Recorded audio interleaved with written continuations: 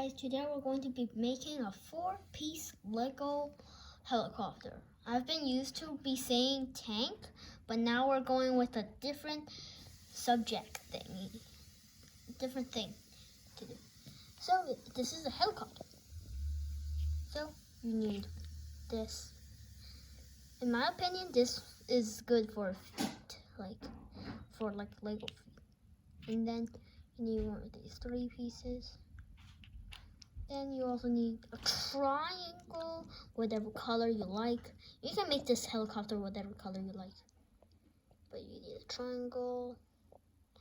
This is only 1 stud long, and this is 3 studs, and this is 2 studs. And another 2 studs, but without the feel thingy. So first take your first piece, and take your foot, and take your little 2 studs, and put one of the studs on the bottom of the other stud, and then you need to put your little triangle, not here, but here.